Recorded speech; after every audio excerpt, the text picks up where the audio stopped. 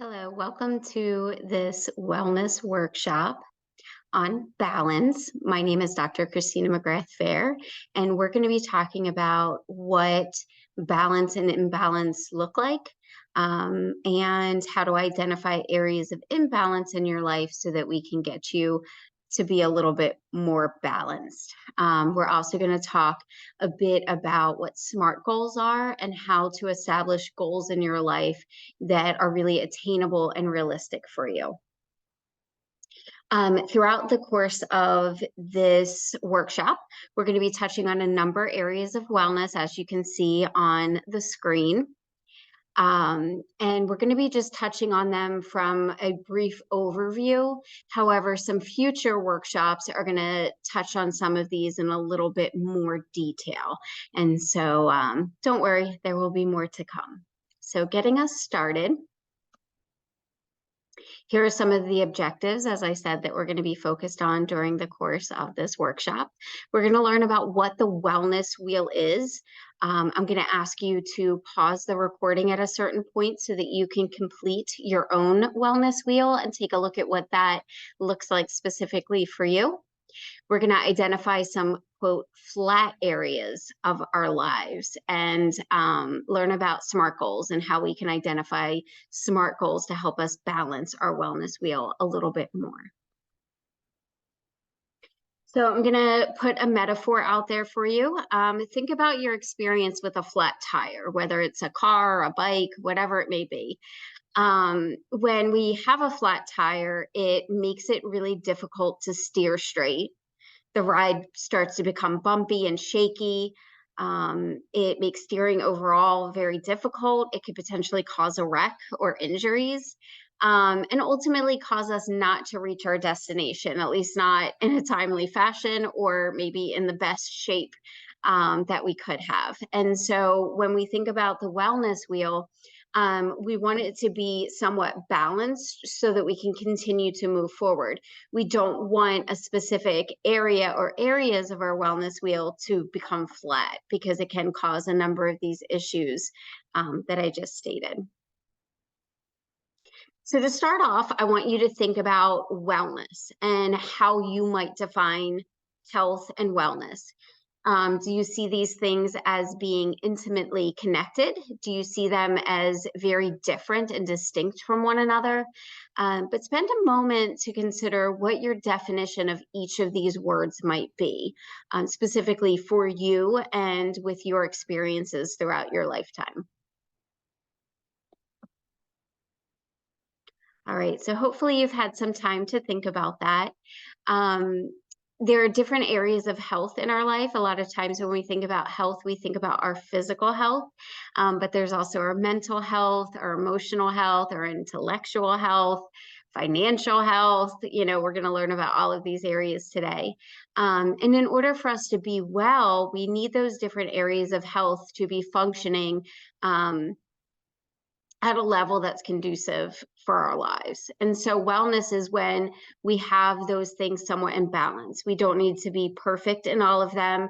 We do not need to have them all completely covered and managed at any given time, because throughout life, you know, we may be focused a little bit more on our, say, intellectual area of health and a little less so maybe in our financial area, or we're focused on our financial area and not our physical health.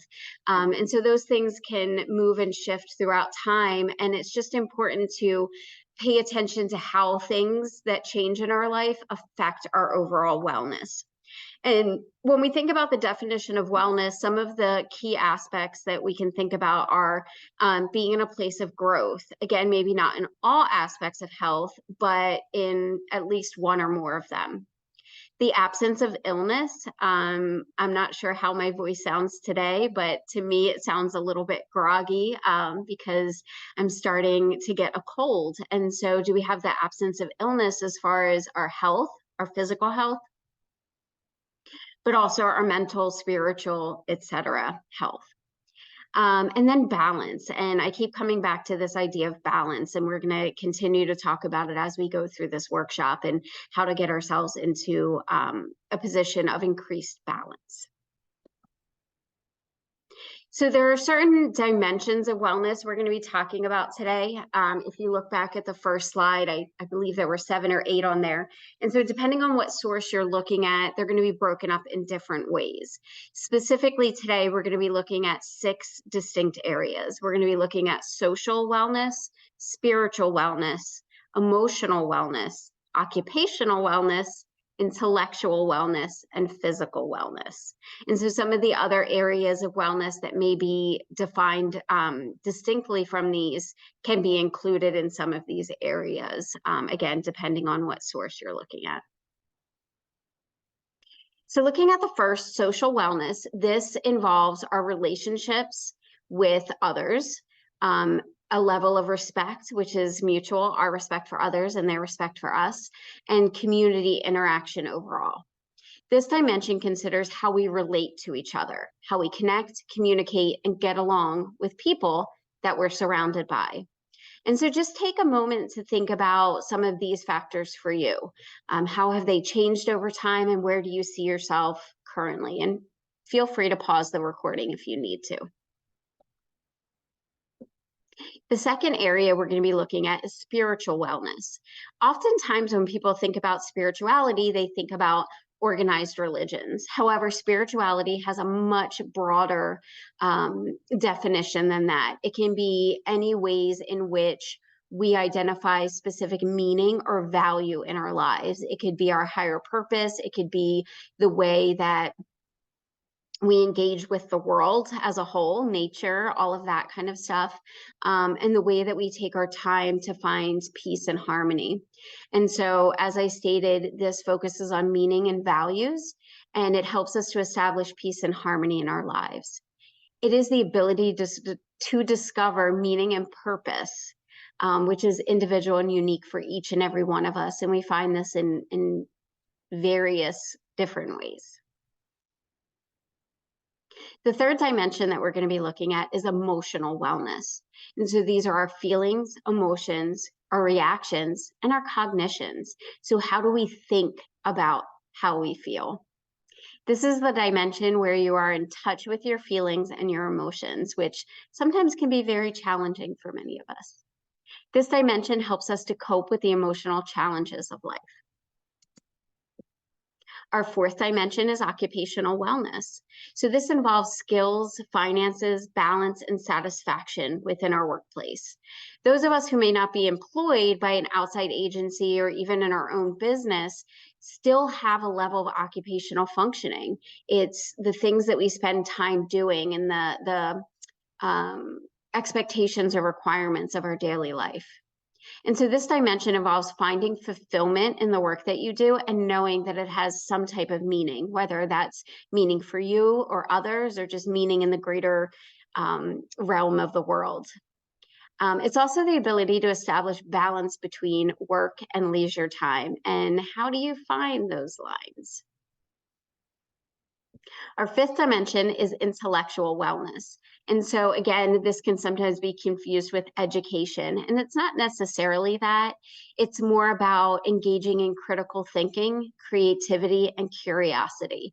This dimension considers the desire to be a lifelong learner. So are we becoming more and more closed-minded, or are we putting ourselves in positions and situations where we're going to continue to learn, whether it's from others, from books, from experiences, whatever that may mean?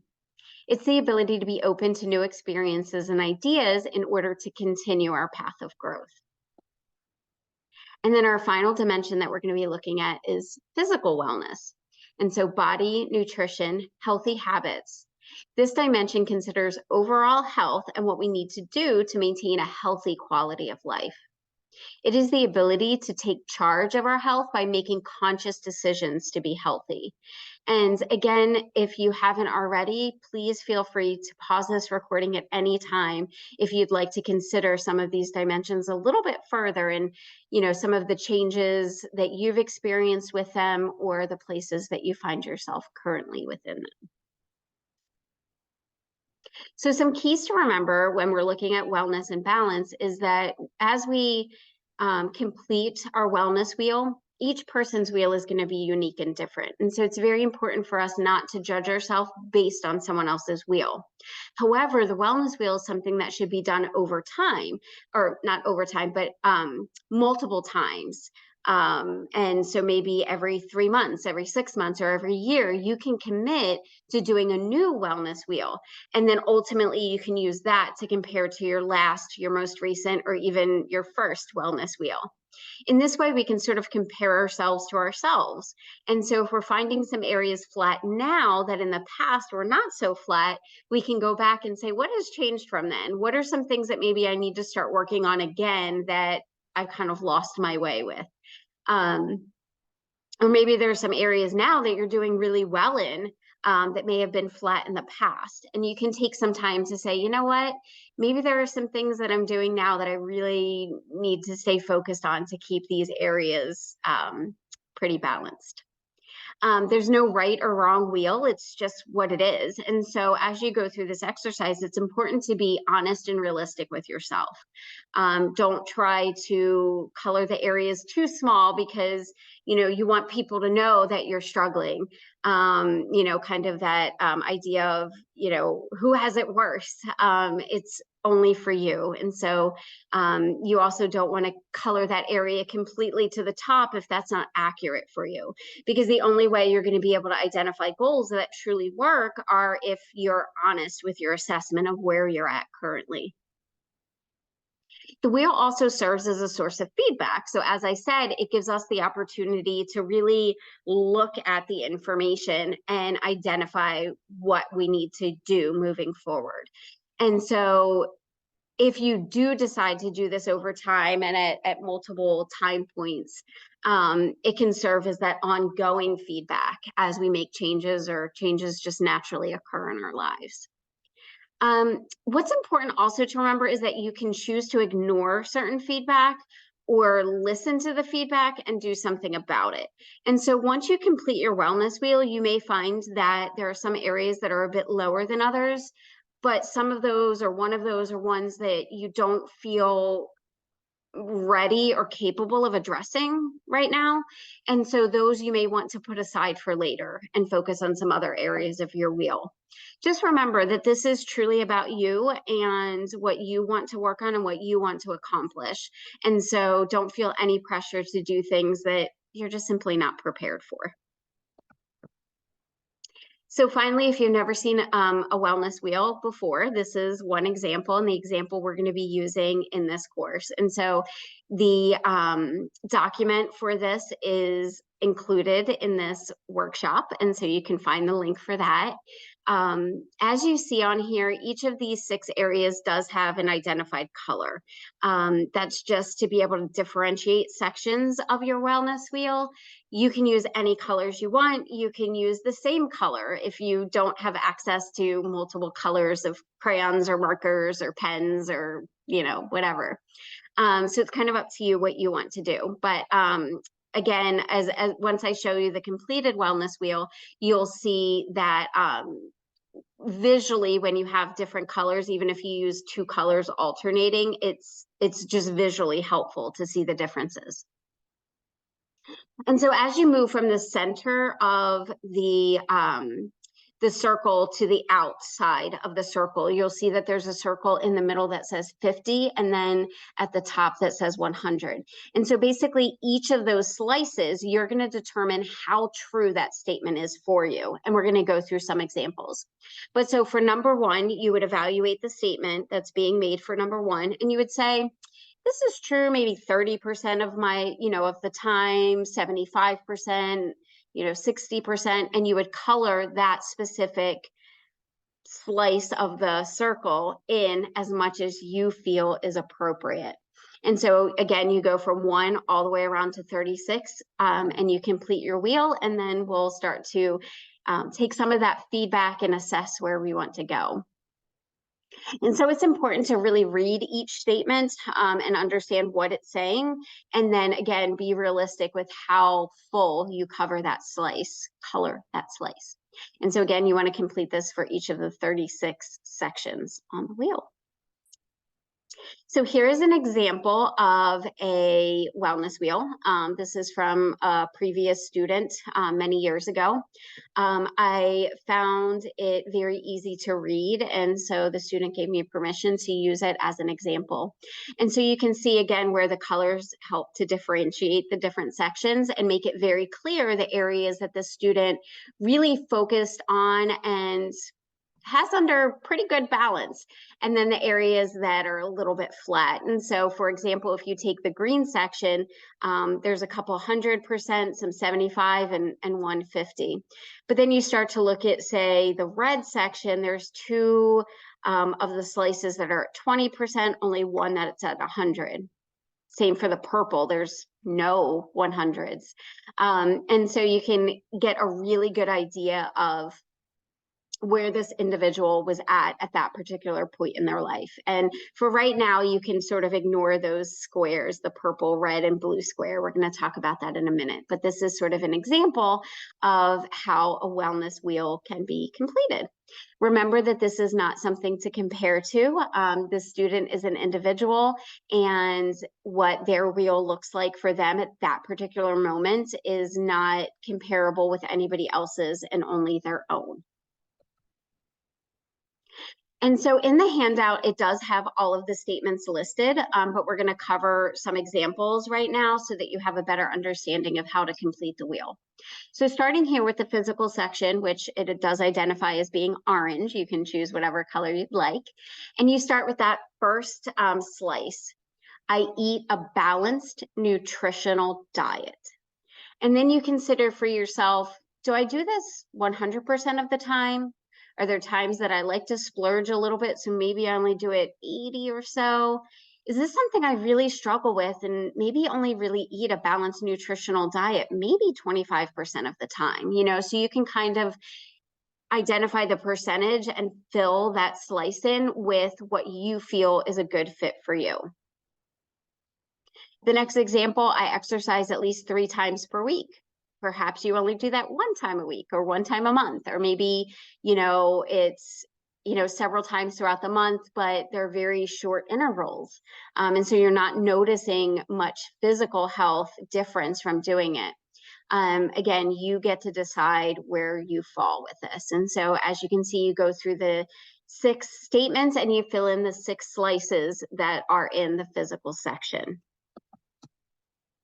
Next, you would move to the finance occupational section. Again, this is listed as yellow, but you can feel free to use whatever color you want. And you move through each statement one by one and identify how true that statement might be for you.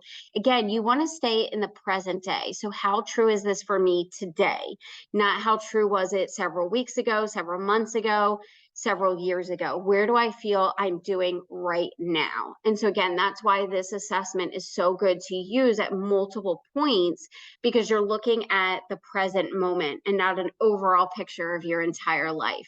And so it gives you feedback to move forward from that particular moment. And you can also look backwards at past times that you completed the assessment rather than looking at an overall picture of your life.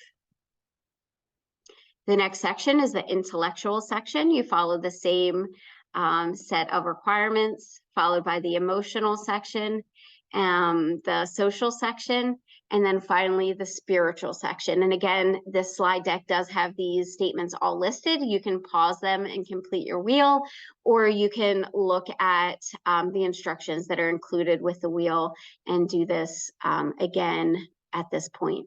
And so right now I'm going to ask you, if you haven't already, to pause the recording and complete your wellness wheel.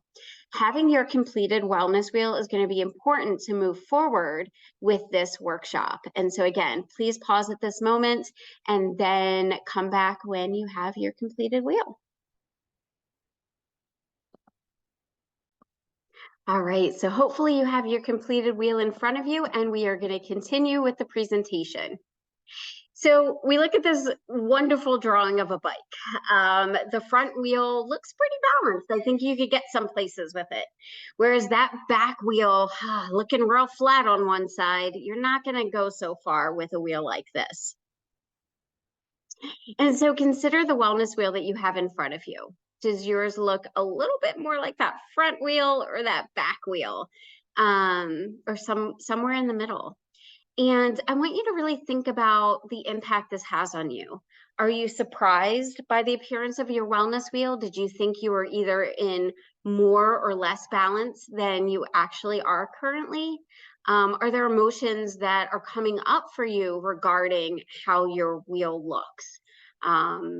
Sometimes this can be a truly emotional process when we realize that maybe we're not as in tune with our health, the different areas of our health, as maybe we should be, or maybe we thought we were. And so, again, kind of take a moment to do some self reflection and consider the impact that this completed wheel is having on you in this moment.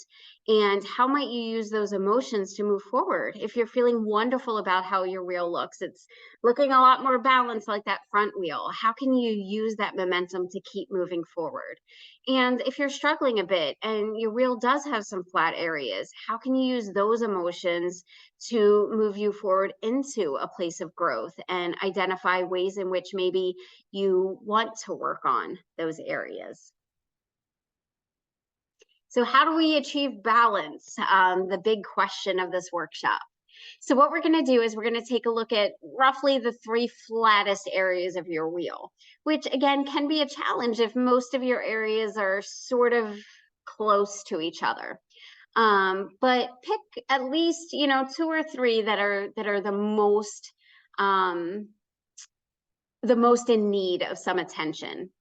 We're going to identify at least one thing in those particular areas that you'd like to improve on. So, for example, for me, oftentimes my physical health side starts to get a little flat.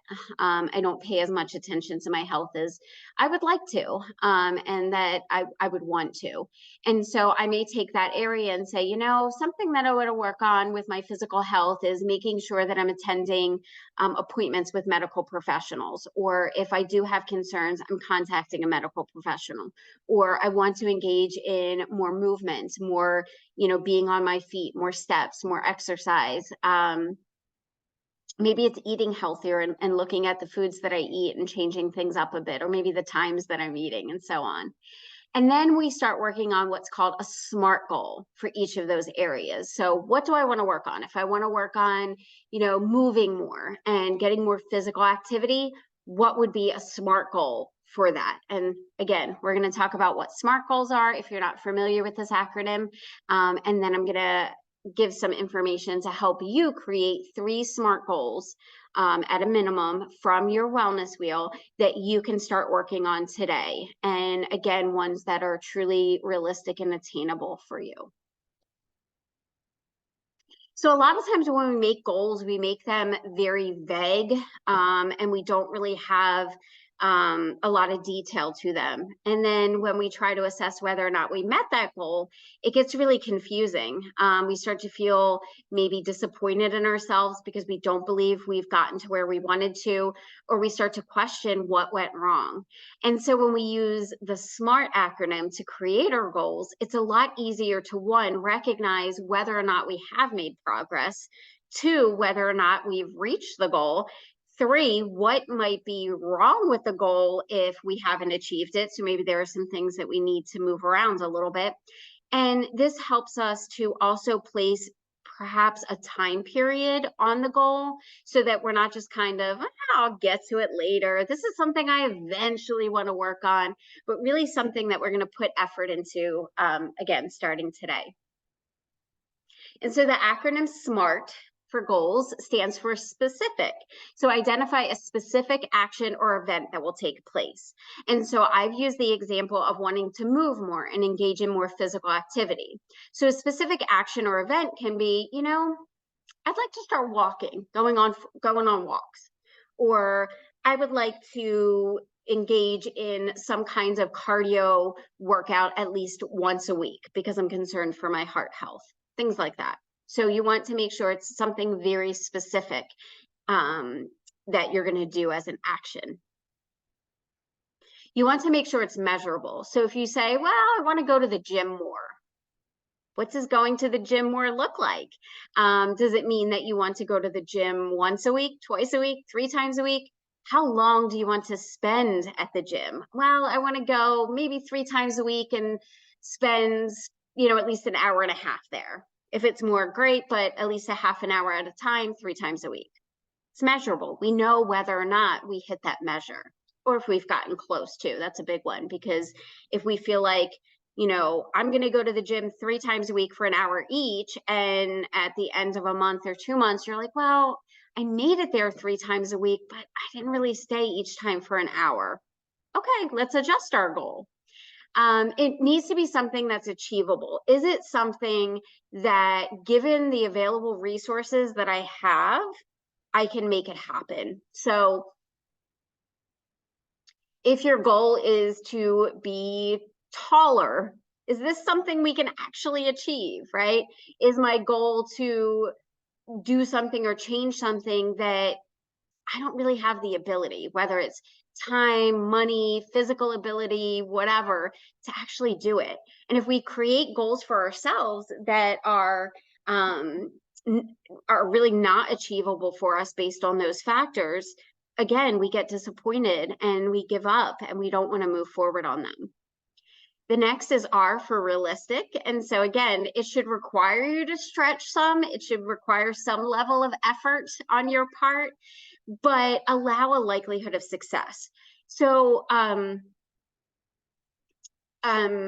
gosh, I'm trying to think of an example. So you're like, I've never been to the gym before. I've never done weightlifting. And my goal is that in 1 month, I'm going to start bench pressing 200 pounds.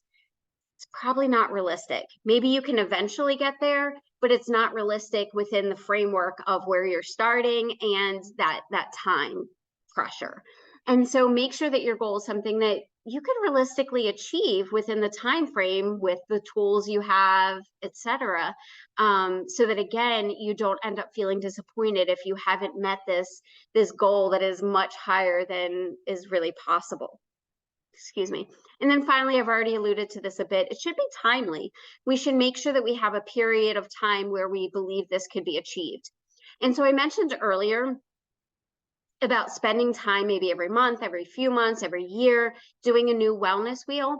You can always use that as a benchmark and say, these are my 3 SMART goals based on this current wellness wheel. I'm going to reassess in 3 months, do a new wellness wheel, and see if I need to continue some of these goals, adjust them, make new goals. Where do I want to go at that point? And so having that time frame is also really important. And so when our goals have all 5 of these components, or at least a majority of them, they're going to be more and more likely to help motivate us, help us to stay on the path, and then ultimately be more likely to achieve those goals. And so again, you want to make sure that these 5 components are in place, or you get as close to them as possible, because the more and more specific, measurable, achievable, realistic, and timely your goals are, the more you're going to be able to achieve, which gives us that sense of accomplishment and helps us to continue to move forward and create new goals. So how do we create SMART goals? First, you start by developing several goals. And there's actually a handout with this workshop that you're going to find on SMART goals that has all of this information in it as well. So you could start with a list of 5 to 7 items that give you several things to work on over a period of time. So let's use the example I said, 3 months. So you look at your wellness wheel and you identify 5 to 7 of those 36 items that you would like to work on. You want to state goals as declarations of intent and not a wish list. So I want to apply to 3 schools. Really lacks power. But if you say, I will apply to 3 schools, that has intention and power to it. And so make sure that you state your goals in a way that really puts the power in your hands. You want to attach a date to each of the goals and state what you intend to accomplish and by when. A good list should include some short-term and some long-term goals. So again, looking at that 3-month time period, you may say, well, one of my goals, I said, I'm not going to be able to achieve for a year or 2. So why am I looking at it at 3 months? Well, at 3 months, you can see where your progress is. So maybe that 50% mark has moved up to 60%, or you've kind of headed in the right direction. that can help you to refine your goals and move forward. Or if the goal really isn't working, you're really struggling, it helps you to identify a new goal that can potentially help you to reach that more long-term goal. You want to be specific. To find a job is too general, whereas to find and research 5 job openings before the end of the month is very clear. It's specific, it's measurable, it has all of those components. Sometimes a more general goal can become a long-term aim. So sometimes if we're finding it really hard to be specific with a goal, it may mean that it's a more longer term goal that we have to break up into shorter increments and maybe create some short-term goals that will lead up to that more, that larger goal, I should say. You want to share your goals with someone who cares if you reach them. So you want to share them with friends or family or coworkers, whoever might be really supportive and not hound you on it. Hey, did you do this? Did you do that? That doesn't make us feel good. But someone who's like, that's an awesome goal. Can I join you on that? Or how would you like me to support you in it? Do you want me to do check-ins? Do you want to just kind of check in with me when you need it? I also open up the opportunity for you to email me with your goals. You can say, you know, I took your workshop and these are my goals right now. And I'm going to email you again in 3 months and let you know how I'm doing on them. I'd love to hear from you.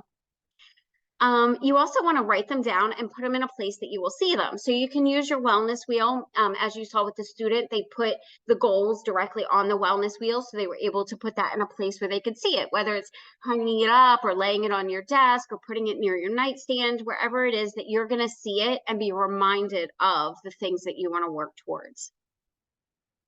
And then finally on this list is to review and revise your goals. Because again, sometimes if we're not making progress towards a goal, it's because we haven't use those SMART techniques, because something about the goal is off. It's not us, you know, we're not bad, we're not wrong.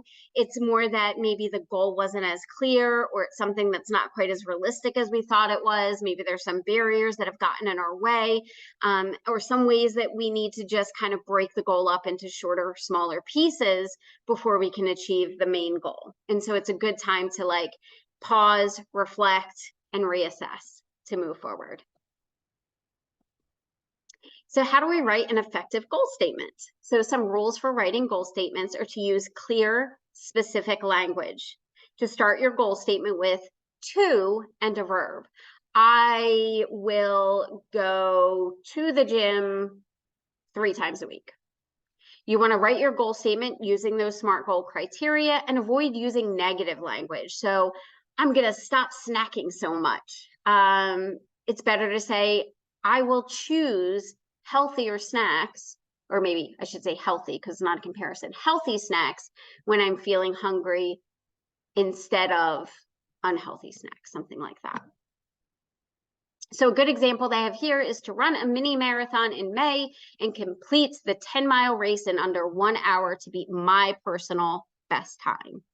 And so you notice how the example begins with the word to, right? My goal is to run the mini marathon. It includes the verb run and tells what, the marathon, and why, because I want to beat my personal best time, and then when, so it has that time frame. So this is just one example of how to write a goal statement that's going to be most effective for you. So what is your basic goal? So when you look at those 5 to 7 areas that you pulled out, what are 3 that you think are going to be able to be specific, measurable, attainable, realistic, and time-bound for where you are currently? So some of those goals are wonderful ones that you're like, you know, I want to do that thing, and also I know right now I can't put that on my plate. So choose from those 5 to 7 areas that you picked and decide, can this goal be specific? Who, what, when, where, and why? Can I make it measurable? Can I make it attainable? Are there things, resources out there that I have or maybe need to get? Is it realistic? And can I identify timelines or dates for it? And so this concludes the workshop. I want you to spend some time working on those goals and sharing them as I stated. You can feel free to message me with them. I would love to hear about the goals you're creating, or, even if you're having trouble turning a goal into a SMART one, we can start talking a little bit and have a dialogue about how you can make it fit those 5 criteria. And so hopefully you enjoyed this workshop. And if there are areas of your wellness wheel that are really out of balance that you're looking for more information on, look for continued webinars or workshops that I'm going to be presenting. And hopefully some of those will touch on the goal areas that you will be working on. So thank you so much.